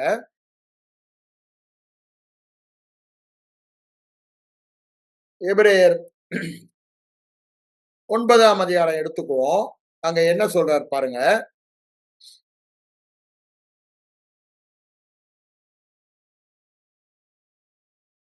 26ஆம் வசனத்துல என்ன சொல்றார் பாருங்க. அவர் தம்மை தாமே பலியிடுகிறதுனாலே, நம்ம தமிழ்ல பாவங்களைன்னு போட்டுட்டாங்க. ஆனா ஒரிஜினலா அங்க பாவம் தான், பாவங்கள் கிடையாது. பாவங்கள்னா நம்ம செய்யற காரியங்கள். பாவம் என்றால் அந்த பழைய மனிதனுடைய சுபாவத்தை குறித்து கொள்ற பாவத்திற்கு. இங்கிலீஷ்ல எல்லாம் அப்படிதான் போட்டிருக்கும், பாவம் தான் போட்டிருக்கோம், சின் தான் போட்டிருக்கோம். இங்க அது கொஞ்சம் வித்தியாசமா இருக்கு. பாவத்தை நீக்கும் பொருட்டு ஒரே தரம் பாடுபட்டு மரித்தார் சிலுவையில, அப்படிதானே? அததான் அங்க சொல்றாரு. 28 வரும்போது அங்க கரெக்டா சொல்றாரு, பாவங்களை சுமந்து தீர்க்கும்படி வெளிப்பட்டார். ஏசாயா 53 11 12 பாருங்க, அங்கேயும் அதை தான் சொல்லுவார். அக்கிரமங்களை 11 அக்கிரமங்களை சுமந்தார். 53 12 வரும்போது பாவத்தை சுமந்தார். 2 வித்தியாசம். அப்ப அதாவது அவர் மரணத்தில என் பாவத்துக்கு மாத்திரம் முற்றுப்புள்ளி பாவங்களை மாத்திரம் மன்னித்து நீக்கி போடல, பாவங்கள் முற்றிலுமாய் நீக்கப்பட்டது. என்னது? பாவங்களை நீக்கி போட்டது மாத்திரமல்ல, என் பாவத்திற்கே முற்றுப்புள்ளி வைத்து விட்டார். அதான் அங்க சொல்றாரு. ஏசாயா 53 11 சொல்லிட்டு பாவங்கள் சொல்லிட்டு 12 வரும்போது பாவம் என்று சொல்லுகிறார். அப்ப பாருங்க, that verb and noun, அப்படிதானே? நான் செய்த உலக பாவங்களை எல்லாம் நீக்கப்பட்டது மாத்திரமல்ல, இந்த பாவத்தையும் தம்முடைய மரணத்தின் மூலமாக ஒன்ஸ் ஃபார் ஆல் சாகடிச்சிட்டாரு. அததான் சொல்ல வரார். இங்க அவர் சொல்றது நாம் செய்ய பாவங்களை சொல்ல, அந்த பாவம் என்ற நவுன், அப்படிதானே? வினை சொல்லல் அல்ல, பெயர் சொல். அததான் சொல்றாருங்க ஃபுல்லாவே. நான் போன வாரமே சொன்னேன். எக்ஸப்ட் தட் ஒன் வேர்ட் இன் 13 இருக்கு. ஒரு வார்த்தையை தவிர்த்து எல்லா இடத்திலும் வருகிறது பெயர் சொல், நவுன் தான். அப்போ அதை தான் இங்க சொல்ல வராரு. எபிரேய வாக்கியம் அதை தான் சொல்றாரு. ஒரே முறை எக்காலத்துக்கும், அதை நல்லா நம்ம புரிஞ்சுக்கணும். அவர் மரித்தது ஒரே முறை எக்காலத்துக்கும், அது பின்னாடி சொல்லுவாரு. ஒரே முறை, அதுதான் இங்கேயும் சொல்றாரு, ஒரே முறை எக்காலத்துக்கும். அந்த ஒரே முறை எக்காலத்துக்கும் ஃபார் எவர் கேத்தலிக் பைபிள்ல ரொம்ப வரும். ஒரே முறை எக்காலத்துக்கும். அதனால தான் நான் அதை பிடிச்சுக்கிட்டாங்க. அப்ப இங்க என்ன சொல்ல பாருங்க, ஒரே முறை எக்காலத்துக்கும் பலியிடப்பட்டு 2ஆம் முறை பாவம்லான்னு சொல்றாரு. அப்ப நான் ஏன் இதை இங்க சொல்ல வரேன், அதனாலதான் நமக்கு குற்றமில்லாத மனசாட்சின்னு முன்னாடியே சொல்லுவோம். 9ஆம் அதிகாரத்துல வாருங்க, அவர் என்ன சொல்றாரு பாருங்க. 9ஆம் வசனத்துல, பழைய உடன்படிக்கையில ஆடு மாடு ரத்தம் தானே செலுத்துறாங்க. அது 1 வருஷத்துக்கு தானே பாவத்தை மூடும். ஆனா குற்றமுள்ள ஏன் திரும்ப திரும்ப அவன் பலி செலுத்துறனால, அவனுக்கு குற்றமுள்ள மனசாட்சி இருக்கனால, பாவம் என்ற மனசாட்சி வராதனால, அவன் ஒரு வெற்றி வாழ்க்கை வாழ முடியாது. ஜீவனின் வாழ்க்கை வாழ முடியாது. மரண வாழ்க்கையில தான் வாழ்ந்து கொண்டிருந்தான்னு சொல்றாரு. ஆனா அங்க 13, 14 வரும்போது என்ன சொல்றாரு பாருங்க. 12லயே சொல்லிடுறாரு, நித்திய மீட்பை உண்டு பண்ணினார். இப்போ அத மாதிரி வருஷ வருஷம் உண்டாக்குற மீட்பல்ல, நித்தியமாக ஒரே முறை எக்காலத்துக்கும் அவர் மரித்ததன் மூலமாக நித்தியமாகி விடுதலையாகி மீட்கப்பட்டவர்கள், நீங்களாகி மீட்கப்பட்டவர்கள், விடுதலையாகி மீட்கப்பட்டவர்கள். அததான் அங்க சொல்றாரு. ஒரே தரம் ஒரே முறைய காலத்துக்கும் நம்ம அந்த எல்லைக்கு முற்றுப்புள்ளி வைத்து புதிய எல்லைக்கு கொண்டு வந்து விட்டார். அதை சொல்லிட்டு தான் 14 என்ன சொல்றாரு பாருங்க. கிருபை நாளே நாங்க சொன்னாரு, இங்க நித்திய ஆவினாலேன்றார். 2ஆம் அதிகாரத்துல கிருபை பார்த்தோம். நித்திய ஆவினாலே தம்மை தாமே பழுதற்ற பலியாக தேவனுக்கு ஒப்பு கொடுத்த இயேசு கிறிஸ்துனுடைய ரத்தம் ஜீவனுள்ள தேவனுக்கு ஊழியம் செய்யும்படி மனசாட்சியை செத்த கிரியையிலற சுத்திகரிக்கிறது. அப்படின்னா என்னங்க, பாவங்கள் நீக்கப்பட்டது மாத்திரம் அல்ல, நீதிமான் என்ற மனசாட்சியை நமக்கு தருகிறது இயேசு கிறிஸ்துவின் ரத்தம். அந்த மனசாட்சி தான் கிறிஸ்தவ வாழ்க்கையின் வெற்றி ரகசியம். அந்த மனசாட்சியில தான் விசுவாசம் கிரியை செய்யும். அந்த விசுவாசத்துல தான் பாவத்தை மேற்கொள்ளுகிற வல்லமை கிருபையிலே நமக்கு பெற்றுக்கொண்டோம். பாவம், வியாதி, சாபம் எல்லாமே நான் சொல்றேன், அவனுடைய கிரியைகள் எல்லாவற்றிலும். அப்ப பாருங்க, அந்த கீயே சுத்த மனசாட்சி, பாவமே இல்லை என்ற மனசாட்சி, ஆக்கினை தீர்ப்பே இல்லை என்ற மனசாட்சி எப்படி வந்தது? அவர் பாவத்தின் எல்லைக்கே, அப்பனா totally dead to the realm of sin, relationship of sin, authority of sin, the power of sin. ஆனா என் சரீரத்துல உண்மை அது இருக்கு. அது நல்லா புரிஞ்சுக்கிங்க. என் உள்ளான மெய்யான அந்த மனிதனில அவன் மரித்துட்டான். இப்ப இருக்கிற உள்ளான மெய்யான மனிதன்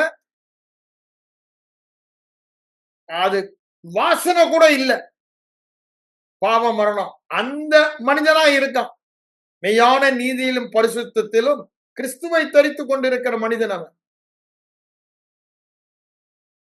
அதனாலதான் சொல்றாரு அவரு, எனக்கு இப்ப இருக்க மனசாட்சி என்ன? குற்றமில்லை, ஆக்கனை தீர்ப்பில்லை. அதாவது 5:6 நம்ம மரணத்தோடு இணைக்கப்பட்டபடியினால், இத 1 பேதுருவிலும் சொல்லுவாரு.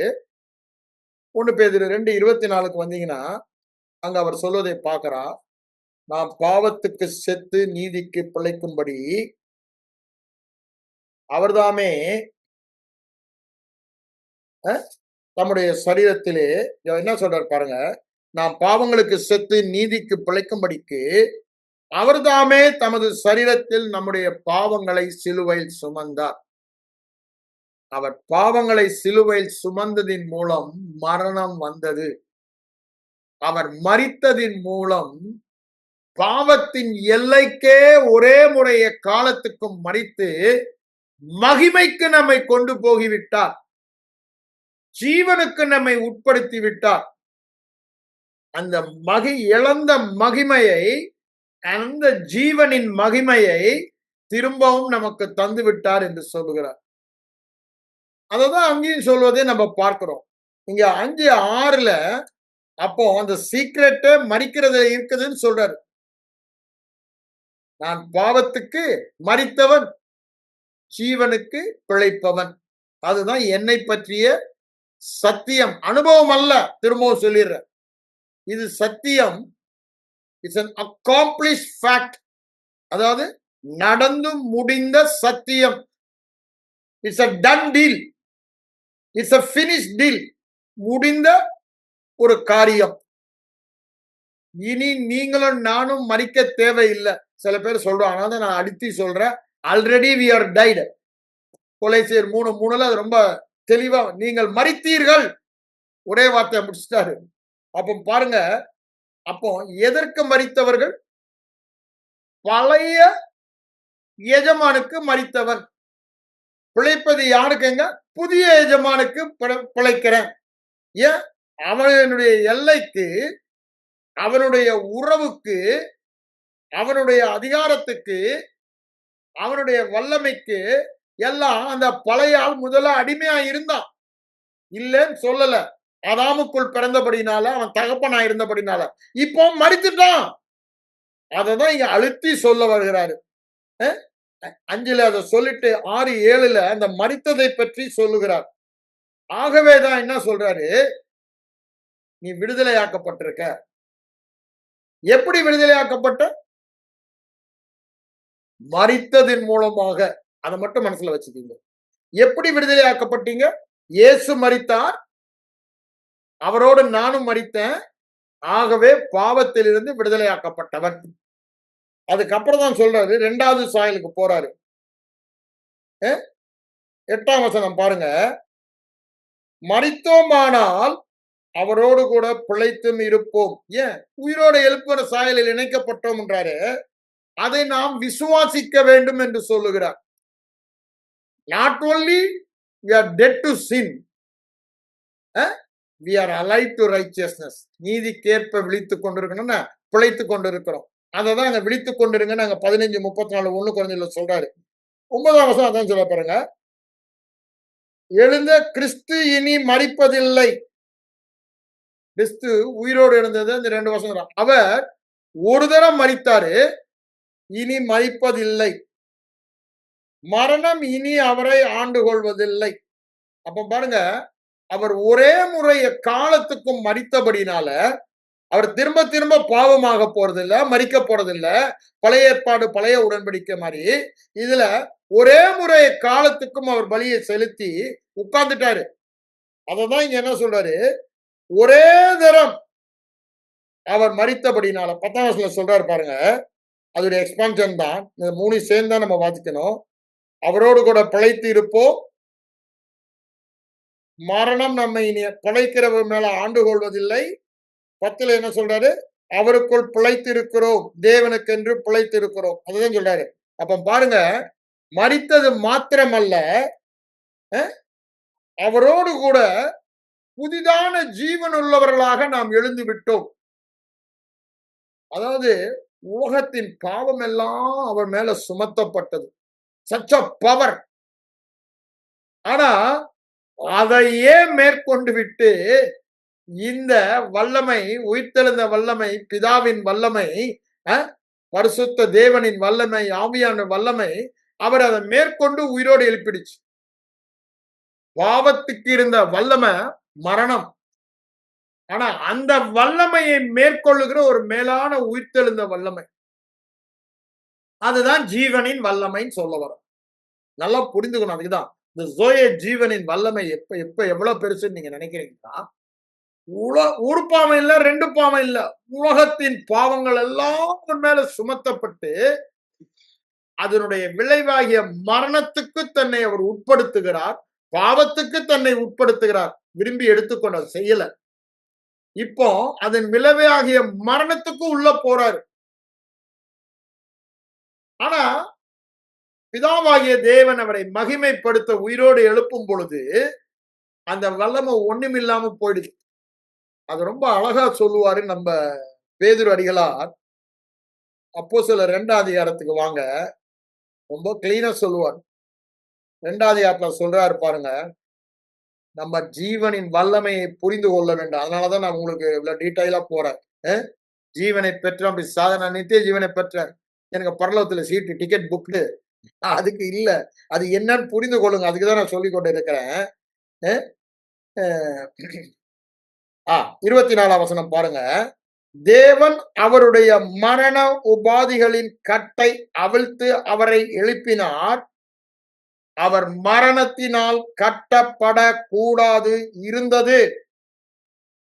ரொம்ப அழகா இருக்கும். This power is so big. The Zoya life power is so big. மரணத்தினால் கட்ட முடியாமல் இருந்தது. கட்டப்பட கூடாதிருந்தது.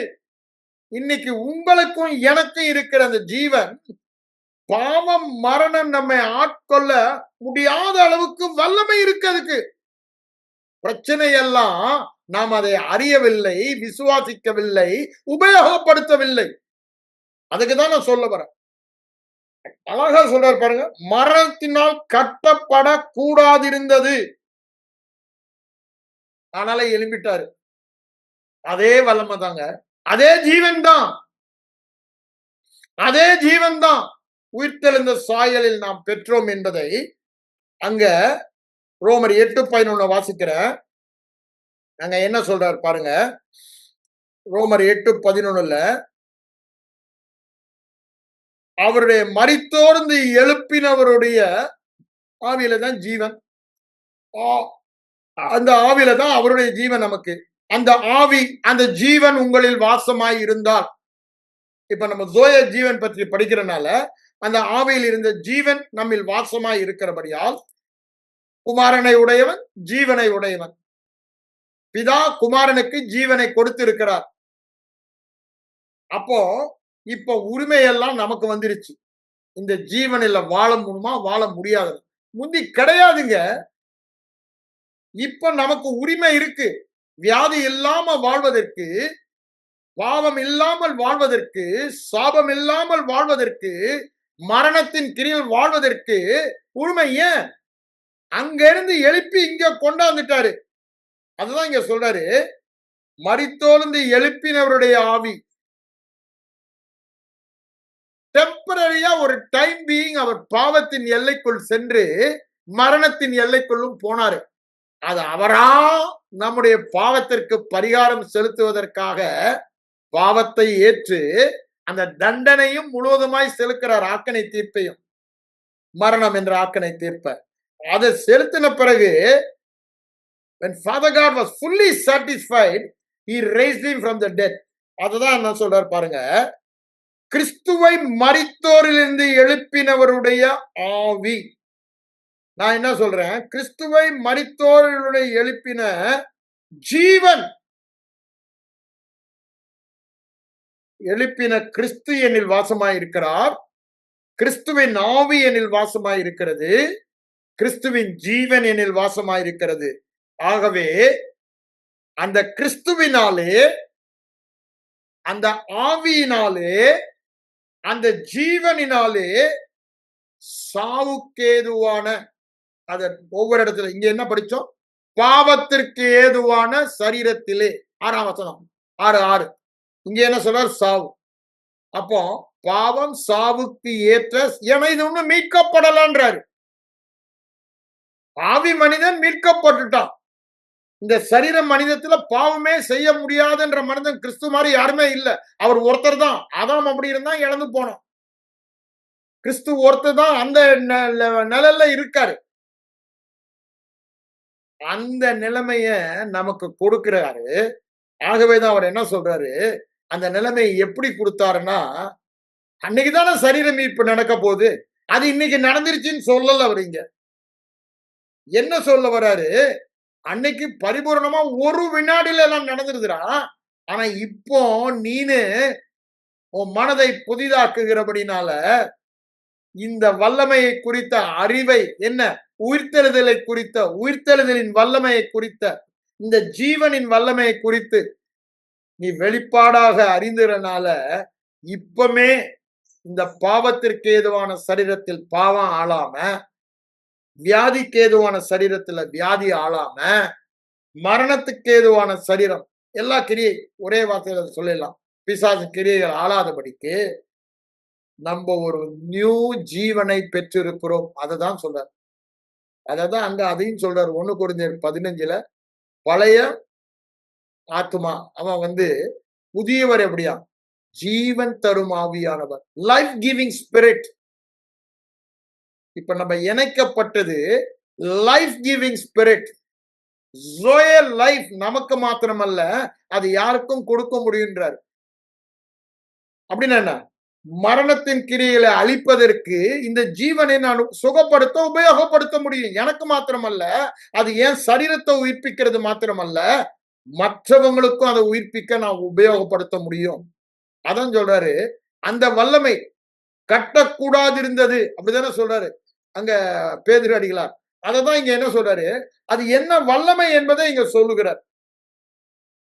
அததான் இங்க ரோமர் 6ஆம் அதிகாரத்துக்கு திரும்ப வாங்க. அவங்க என்ன சொல்றாரு பாருங்க, மரித்தோரில் இருந்து எழுந்த கிறிஸ்து ஜீவனிலே எழுந்தார்ல, இனி மரணம் அந்த ஜீவனை ஆட்கொள்வதில்லை என்று அறிந்திருக்கிறோம். அவர் மரித்தது பாவத்திற்கென்று ஒரே தரம் மரித்தார். என்ன சொல்றார் பாருங்க, பாவங்களுக்குன்னு சொல்லல, பாவத்திற்கு. பாவங்களுக்கு மரித்தார். இந்த இடத்துல அவர் சொல்றது என்ன? பாவம் பாவம். திரும்ப சொல்ற, பாவம். பாவம்னா அப்படின்னு என்ன? அந்த பிசாசின் ஸ்பாவத்துக்கே, the inherent quality of the old man, பழைய மனிதனில் இருந்த தனிப்பட்ட ஸ்பாவமே என்ன? பாவம் செய்யற ஸ்பாவம். ஏன்? அவங்க அப்பாட்ட இருந்து வந்தது. இப்போ புது மனுஷனுடைய ஸ்பாவம், அததான் இங்க சொல்ல வராரு. அதுக்கு மறித்துட்டான். அது திரும்ப ஆணித்தரமா அந்த மரித்ததும் உயிர்த்ததும் சொல்லிக் கொண்டே வருகிறார். இனி மரிப்பது ஏன்? ஒரே தரம் தான் நடந்தது. நாம் மரித்து அடக்கம் பண்ணப்பட்டோன்ற என்ன சொல்றாரு? It is certified. முடிஞ்சு போச்சு. அடக்க ஆராதனை முடிஞ்சு போச்சுன்னா முடிஞ்சு போச்சு. It's a certification. It is done once for all. Death once for all. அதேதான் நாமும் ஞானஸ்நானத்துல மரித்து அடக்கம் பண்ணனா once for all I am dead to that zone. அந்த உறவுக்கு, அந்த எல்லைக்கு, அப்படிதானே நான் மரித்தவன். அததான் இங்க சொல்றாரு பாருங்க, ஒரே தரம் மரித்தார். அவர் பிழைத்திருக்கிறது தேவனுக்கென்று பிழைத்திருக்கிறார். இப்ப என்ன சொல்லிட்டு வராரு, அவருக்கு நடந்ததெல்லாம் நமக்கும் நடந்தது இணைக்கப்பட்டபடினால. இப்ப அவருக்கு என்ன நடந்தது என்று சொல்லுகிறார் 10ஆம் வசனத்துல, பாவத்திற்கு என்று மரித்தார். அப்படின்னா என்னங்க? அந்த பாவத்திற்கே மரித்து விட்டார். ஆனா என் சரீரத்துல பாவம் இருக்கு. ஆனா பழைய மனுஷன் பாவ அடிமைத்தனத்தில் இருந்த மனிதன் அல்ல. அவன் மரித்து விட்டான். இப்பொழுது அவர் பிழைக்கிறார், நான் அல்ல. ஜோயே ஜீவன் எனில் பிழைக்கிறது. அததான் சொல்ல வராரு. அவருடைய மரணத்தின் சாயலிலும் உயிர்த்தெழுதலின் சாயலிலும் நாம் இணைக்கப்பட்டிருக்கிறோம். இப்போ நாம் பிழைக்கிறது பழைய சாயல் அல்ல, புதிய சாயல். புதிதான ஜீவன் உள்ளவர்களாய் 4ஆம் வசனம் நடந்து கொள்ளும்படிக்கு. அங்க 7:6 அதைதான் சொல்றாரு. ரோமர் 7:6 புதிதான ஜீவன் உள்ளாய் நடந்து கொள்ளும்படிக்கு நியாயப்பிரமாணத்துக்கு மரித்தோம். அப்படின்னா என்ன? என் கிரியினால் வருகிற நீதி முறைக்கு மரித்தோம், விசுவாசத்தினால் வருகிற நீதியின் முறைக்கு பிழைத்தோம்ன்றத அங்க சொல்றாரு. நான் ஏன் சொல்றேன்னா, புதிதான ஜீவன் உள்ளவர்களாகும்படி அங்கேயே அதான் சொல்றாரு. ஜோயே லைஃப்ல வாழும்படி அங்க நியாயப்பிரமாணத்துக்கே மரித்தேன்றாரு. இங்க என்ன சொல்றாரு? பாவத்துக்கு மரித்தவன் என்று சொல்லுகிறார். பாவங்கள் அல்ல, பாவத்துக்கு ஒரே தரம் மரித்தார். இப்பொழுது அவர் பிழைத்திருக்கிறது ஜஸ்ட் ஆப்போசிட். அப்படிதானே? நீதிக்கு தேவனுக்கென்று பிழைத்திருக்கிறார். அப்படியே, அப்படி போல நாங்க சொன்னார்ல, அதேதான் இங்கேயும் சொல்றாரு. அப்படியே நீங்களும் உங்களை பாவத்திற்கு மரித்தவர்களாகவும் கர்த்தராகிய இயேசு கிறிஸ்துவுக்குள் தேவனுக்கென்று பிழைத்திருக்கிறவர்களாகவும் எண்ணிக்கொள்ளுங்கள். இதுதான் நான் சொல்ல வந்தது. ஆனா இவ்வளவு நேரம் அதுக்கு ஆயிருக்கு எனக்கு. அப்படிதானே? நாம் செய்ய வேண்டிய காரியம் முதல்ல அறிந்து எண்ணிக்கொள்ள வேண்டும். இத நம்ம கொஞ்சம் நல்லா தெளிவா எப்படி பிரதர்ன்னு கேட்டீங்கன்னா, கொஞ்சம் ஆபிரகாம மனசுல வச்சுக்கீங்க. வேற ஒண்ணுமே வேணாம். நான் எனக்கு சுகம் பெற்றத அடிக்கடி மனசுல வச்சு இத அப்ளை பண்ண பார்ப்பேன். எப்படி நான் சுகம் பெற்றேன்றது. ஆனா எல்லாருக்கும் நல்ல எக்ஸாம்பிளா அங்க 4ஆம் அதிகாரத்திலேயே பவுலடிகளார் ஆவியானவர் மூலமாக அங்க என்ன சொல்றாரு பாருங்க. 17ல இருந்து அத சொல்ல ஆரம்பிச்சிடுறாரு. எப்படி எல்லாரும் நீதிமானானாங்கன்னு சொல்லிட்டு ஒருவருடைய கீழ்ப்படிதலினால எல்லாரும் நீதிமானாங்க. அதனால கிரியே இல்லாம இலவசமா அந்த நீதியை பெற்றுட்டாங்கன்னு சொல்றாரு. அதெல்லாம் சொல்லிட்டு தான் அது எப்படின்றத 17ஆம் வசனம் எப்படி வருகிறது விசுவாசம் 16ல சொல்லிடுறாரு. இந்த வாழ்க்கை எப்படி வருதுன்னா அது கிருபையா இருக்கிறபடினால விசுவாசத்தினால வருது 16ல சொல்லிட்டு அது எப்படிப்பட்ட விசுவாசம்ன்றது தான் பின்னாடி சொல்றாரு 17ல இருந்து. இப்ப பாருங்க 17ல இருந்து நீங்க அதை வாசிங்கன்னா தான் உங்களுக்கு அது புரியும். நமக்கு எழுதி இருக்கிறது என்ன? மரித்தவன் பாவத்திலிருந்து நீங்களாக்கி விடுதலையாக்கப்பட்டிருக்கிறான். அவன் இப்பொழுது ஜீவனுக்கு உட்பட்டிருக்கிறான். புதிதான உயிர்த்தெழுந்த ஜீவன் பாவமோ மரணமோ அடக்கி வைக்க முடியாத ஜீவன் அந்த ஜீவன் இருக்கும். அதுதான் நம்ம பற்றி எழுதி இருக்கிறது. அதை எழுதி சொல்ற பாருங்க. எழுதி இருக்கிறபடி அதை பார்த்துட்டோம். அப்படிதானே 17ல அவனுக்கு சொன்னது இருக்கட்டும். நமக்கு எழுதி இருக்கிறத நம்ம பார்த்தோம். அந்த இடத்துல அதை தான் போட்டுக்கணும். எழுதி இருக்கிறபடி அதுக்கு புல் ஸ்டாப் வச்சாச்சு. இப்போ ஒரு புதுசு ஆரம்பம் ஆயிடுச்சு. புதிதான ஜீவன் உள்ளவர்களாய் நடந்து கொள்ளுவது என்னுடைய பாக்கியம். இத பழைய பாவம் மரணம் ஆளுகை செய்யவே முடியாது. அடக்கி வைக்கவே முடியாது. அவ்வளவு பெரிய வல்லமை இது. அது எப்படி நான் விசுவாசிக்கிறதா இங்க கொண்டாடுறாரு. இப்படி எனக்கு சொல்லிட்டாரு. அடுத்த சொல்ல பாருங்க. இப்படி எனக்கு வேதத்துல சொல்லிட்டாரு. ஆனா அது என்னால விசுவாசிக்கவே முடியல.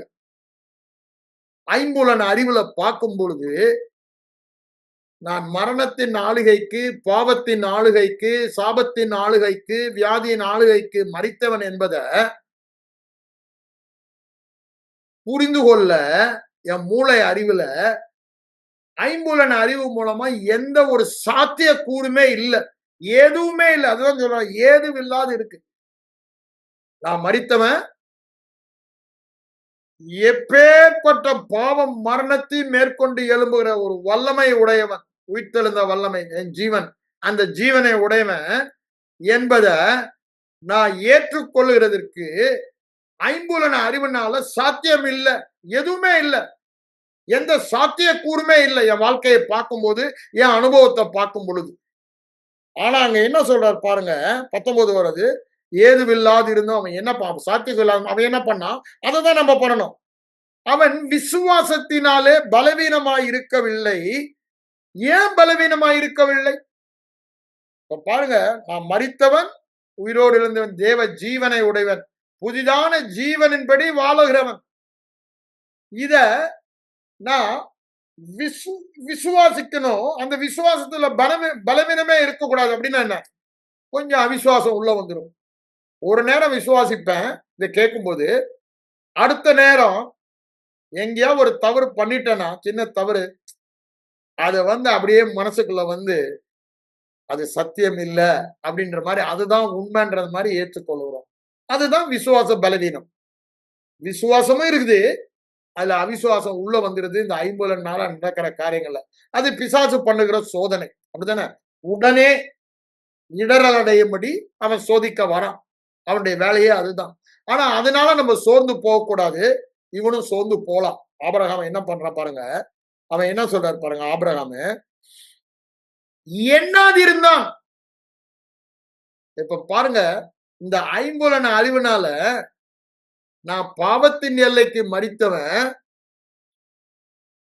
புதிதான ஜீவனில் வாழும்படி உயிரோடு எழுந்தவன் என்ற சத்தியத்துக்கு புறம்பாக இன்னும் பாவத்துல வாழ்ற, ஜீவனில வாழ அப்படின்றதுதான் சூழ்நிலை இருக்குது. ஆனா இன்னும் என்ன பண்ணானா, அதை எண்ணல. அததான் சொல்ல வர்றார். எதை எண்ணாம இருந்தான்? என் சூழ்நிலை சொல்லுது நீ இன்னும் பாவத்துக்கு மறிக்கலடா, பாவத்துல வாழ்றடான்னு. என் சூழ்நிலை சொல்லுது நீ புதிதான ஜீவனில நீ வாழடா, பழைய ஜீவனில தான் வாழ்ற அப்படின்னுது. ஆனா அவன் என்ன பண்ணானா, அவன் சூழ்நிலை அப்படி அவனுக்கு சொல்லும்போது அதை எண்ணாது இருந்தான்.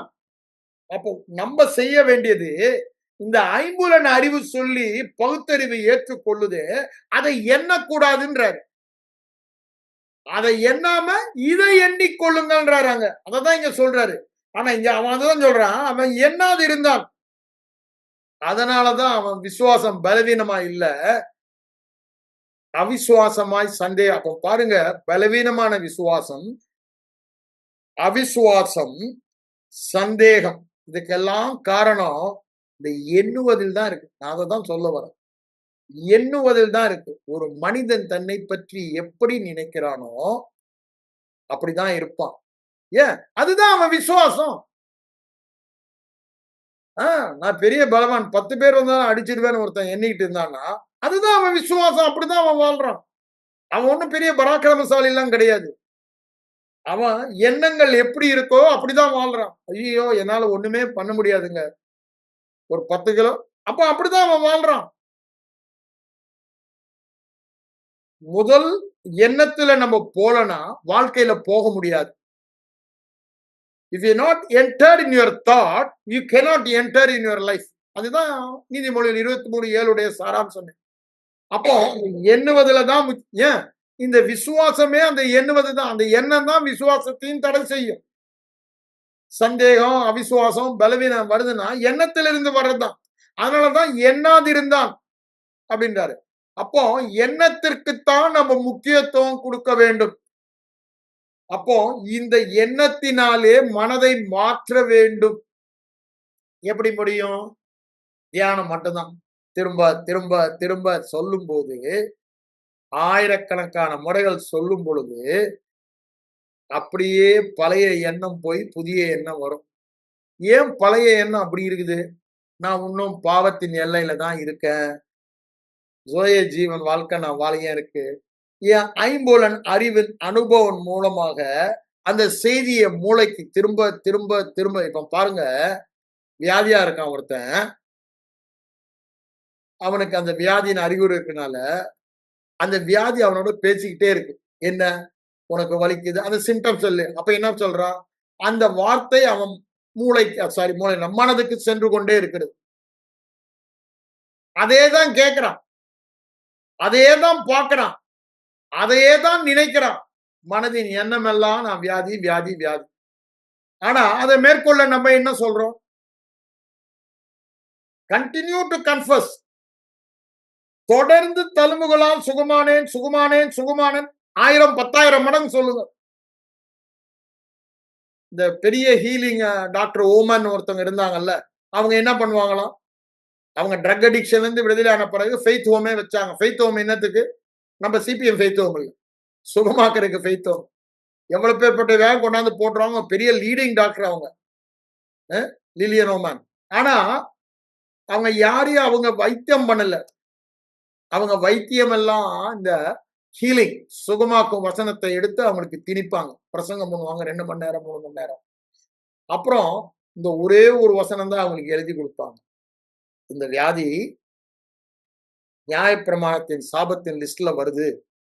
ஆனா கலாத்தியர் 3:13 பிரகாரம் அதுல இருந்து நீங்களாக்கி என்னை விடுதலை ஆக்கி விட்டார்.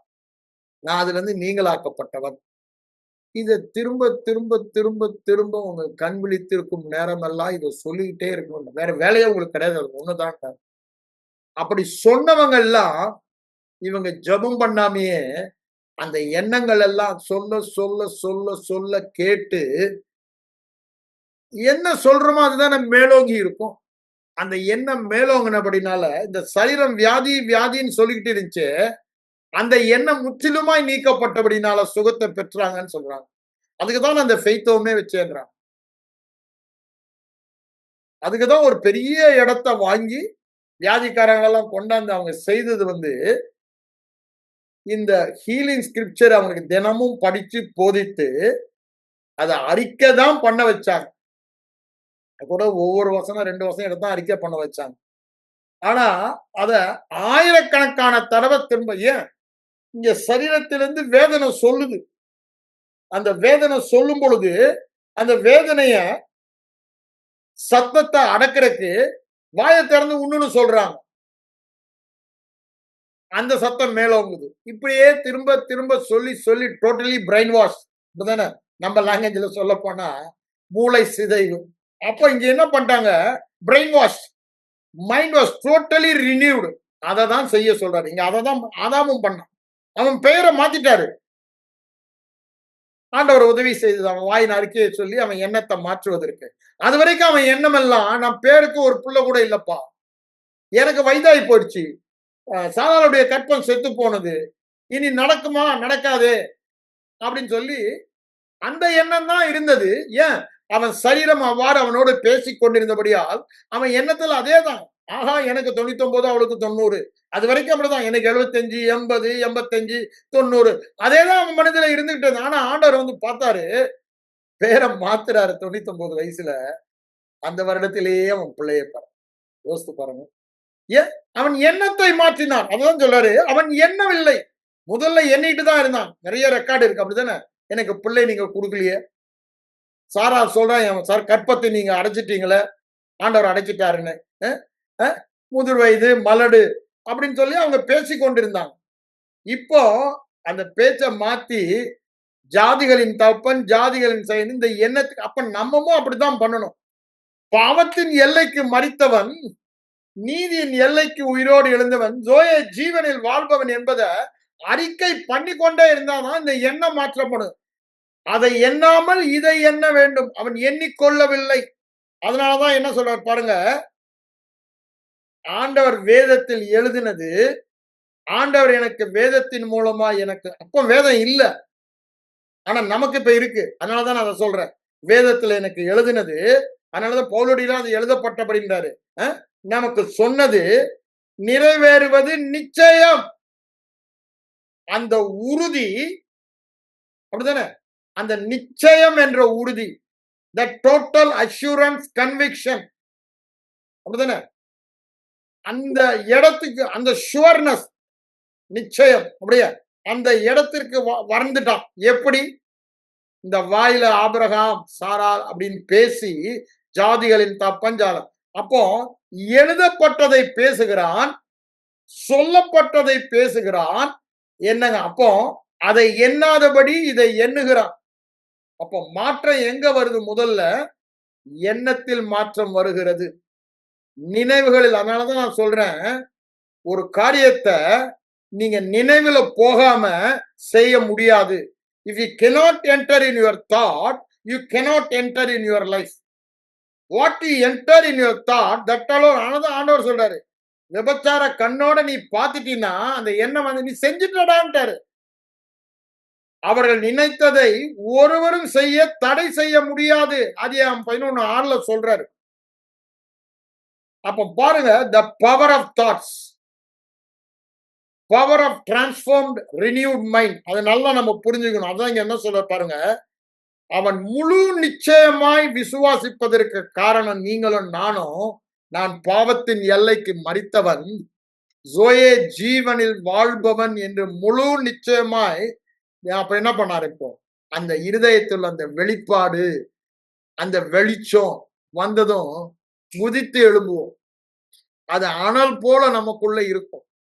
அப்போ அந்த விசுவாசம் வந்த பிறகு அப்படிதான் வாழ்வோம். அதுதான் சொல்றாரு பாருங்க, அது அவனுக்கு நீதியாக என்னப்பா அந்த விசுவாசத்தை பத்தி சொல்றாரு. நீதினால விசுவாசமா. இப்ப நம்ம பாருங்க, இதை எப்படி பெற்றுக்கொள்ள வேண்டும், அந்த ரெக்கனிங்க பத்தி தான் சொல்றாரு. அந்த விசுவாசம் வந்த பிறகு நம்முடைய சரீரங்களை தான் நம்ம ஒப்பு கொடுப்போம். அதான் ரோமர் 12:2 முதல்ல வாசித்து அப்புறம் 12:1 வாசிங்க நான் சொன்னேன். மனம் புதிதாகிறதுனாலே மறுரூபமான வாழ்க்கை வாழ, உலகத்துக்கு ஒத்த வேஷம் தெரியாமல் தேவ சாயலிலே வாழ மனம் புதிதாக்கி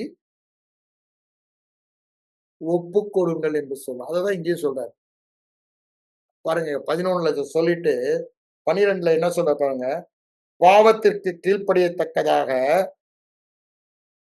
இப்ப நீ இருக்கிறது உன் மனம் மாறிடுச்சா? ஆபிரகாமுக்கு என்ன நடந்துச்சு? அதுதான் உனக்கு நடக்கும். இப்போ நீ செய்ய வேண்டியதெல்லாம் அதற்கு உன்னை ஒப்பு கொடுக்க வேண்டியதுதான். விசுவாசத்தினால செயல்பட சொல்றார். விசுவாசத்தினாலதான் எல்லாமே. அந்த ஜீவனின் வாழ்க்கை விசுவாசம். அததான் இங்க சொல்றாரு. ஒப்பு கொடுக்க சொல்றாரு. அது சொல்லிட்டு தான் 13ல பாருங்க. இனி பழையபடி என் மனம் மாறிடுச்சு. நான் பழைய மனிதன் செத்துட்டான். அப்ப பழையபடி பாவம் செய்ய நான் ஒப்பு கொடுக்க மாட்டேன். புது மனுஷன் ஜீவன் இல்ல. ஜோயே ஜீவ மனிதன் பாவத்தை ஆளுகை செய்கிற மனிதன். அதற்கு உங்களை ஒப்பு கொடுங்கள் என்று சொல்லுகிறார்.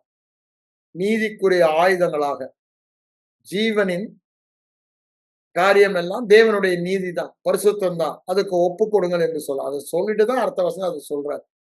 நியாய பிரமாணத்துக்கு கீழ்ப்பட்டிராமல் பாவத்துக்கு கீழ்ப்பட்டிருக்கிறபடியால் பாவம் உங்களை ஆளுகை செய்யாது, மேற்கொள்ளாது என்பதை சொல்லுகிறார். அப்ப பாருங்க, ஆபிரகாம் எப்படி எண்ணிக்கொள்ளவில்லையோ அவன் எப்படி எண்ணிக்கொண்டானோ, அவனுக்கு வேதம் இல்ல, ஆண்டவர் பெயர் மாற்றத்தின் மூலமாக கொண்டு வந்தார்.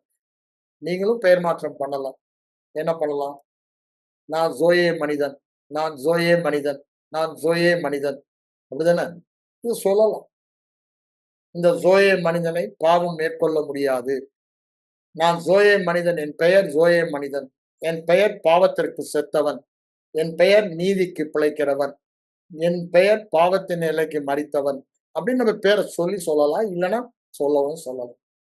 The more you say it, the more your mind changes. மனம் எப்படி அப்படிதானே? மனதின் உள்ளத்தில் இருந்து எண்ணங்கள் வந்து மனிதனை கரைப்படுத்தும். அந்த பழைய எண்ணங்கள் இருக்கனாலதான் கரைப்படுத்துன்றார் ஆண்டவர் சொல்லும்போது. அப்ப பாருங்க, உள்ளத்தில் இருந்துதான் ஜீவத்தின் நீருள்ள நதிகள் வரும்ன்றார். அப்ப அந்த உள்ளத்தின் எண்ணங்களை மாற்றுவதுதான் நம்முடைய பிரதான வேலை. அதை மாற்றுவதற்கு அதை நம்ம கேட்கணும், கேட்பதற்கு நம்ம பேசணும். இது எல்லா பகுதியிலுமே நம்ம அப்ளை பண்ற ஒரே இதுதான். ரெக்கனிங்ன்றது எண்ணிக்கொள்வது, விசுவாசிப்பது, இது எல்லாம் ஒன்றோடு ஒன்று சம்பந்தம் உள்ள வார்த்தைகள். நாம் அதை செய்யும் பொழுதுதான் இந்த புதிதான ஜோயே ஜீவனில் வாழ்வோம். சும்மானா எனக்கு ஜீவன் இருக்கு, ஜீவன் இருக்குன்னு சொல்றது இல்ல. அந்த ஜீவன் என்ன என்பதெல்லாம் நம்ம பார்ப்போம். அவருடைய சொரூபம் அப்படிதானே? அவர் ஒரு ரூபம், அவருக்கு சொந்தமான பரிசுத்தம் எனக்கு பரிசுத்தம், அவருடைய நீதி என்னுடைய நீதி, அவருடைய அன்பு என்னுடைய அன்பு, ஒவ்வொன்றையும் அங்க கொண்டு வரதான் இருக்கு. அந்த எண்ணிக்கொள்ளுங்கள் தான் ஒப்பு கொடுக்க வைக்கிறது. ஒப்பு கொடுக்கிறதா வெற்றி வாழ்க்கை வரையும். கண்களை மூடி ஜெபிப்போம். எங்கள் அன்பின் பரலோக பிதாவே, இந்த காலை வேளைக்காக உம்மை நன்றியோடு உம்மை ஸ்தோத்திரிக்கிற ஆண்டவரே, புதிதான ஜீவன் உள்ளவர்களாய் நாங்கள் வாழும்படிக்கு பழைய மனிதன் கிறிஸ்துவோடு கூட மரித்து புதிதான ஜீவன் உள்ளவர்கள் நாங்கள் எழுந்தோம் என்பதை எண்ணிக்கொள்ள அது எங்கள் வாயை விட்டு பிரியாதிருக்க ஆவியானவர் எங்களுக்கு உதவி செய்ய உம்மை நோக்கி பார்க்கிறோம். நாங்கள் இந்த ஜீவனில் வாழ்கிறவள் என்று உலகம் காண வேண்டும் ஆண்டவரே. அந்த இடத்திற்கு இந்த சத்தத்தை கேட்கிற ஒவ்வொருவரையும் நீர் கொண்டு வர நான் ஜெபிக்கிறேன். இயேசுவின் மூலம் ஜெபம் கேளும் எங்கள் நல்ல பிதாவே. ஆமென். ஆமென்.